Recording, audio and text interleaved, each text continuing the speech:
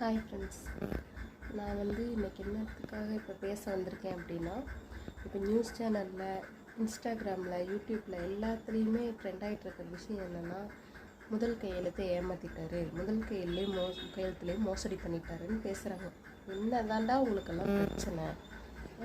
அவர் நேற்று பதவி பொறுப்பேற்றதுலேருந்து நேற்று திருச்சி மாவட்டத்தில் 300 ரவுடிகளை கூப்பிட்டு சட்டம் முன்ன மாதிரி இல்லை, இனிமேல் ஒழுங்காக நடந்துக்குங்க, இல்லைன்னா உங்கள் மேலே கடுமையான நடவடிக்கை எடுக்கப்படும்னு கூப்பிட்டு அந்த ஊர் எஸ்பி கூப்பிட்டு மிரட்டியிருக்காரு. அது உங்கள் கண்ணுக்கு தெரியலையா? அது இல்லாமல் செஞ்சியில் 1 கோடி ரூபா மதிப்புள்ள 4 டன் போதைப் பொருட்களை குழியில் போட்டு எரிச்சிருக்காங்க. அதெல்லாம் உங்கள் கண்ணுக்கு தெரியலையா? சும்மா அந்த 200 யூனிட் மின்சாரத்தில் ஏமாற்றிட்டாங்கன்னு சொல்லியே எங்களை நீங்கள் குழியில் தள்ளிடலான்னு முடிவு பண்ணிட்டீங்களா?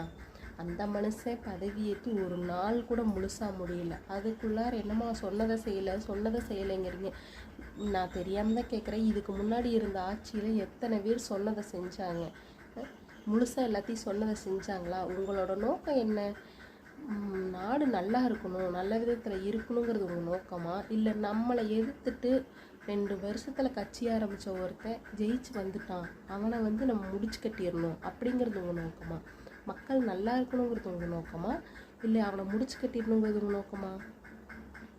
அப்புறம் மக்கள் எல்லாருமே கேட்கல, இந்த மாதிரி எனக்கு 200 யூனிட் தரேன்ட்டு ஏமாத்திட்டாருன்ட்டு. சில இதுக்காகவே காசு பணத்தை வாங்கிட்டு பேசுகிற நாயகம் இருக்குது பாரு, அதுக தான் சொல்லிட்டு தெரியுது 200 யூனிட்டை ஏமாத்திட்டாருன்ட்டு. ஏழை எளிய மக்களுக்கு போய் சேரணுங்கிற வகையில் ஒரு திட்டத்தை அமல்படுத்தியிருக்காரு.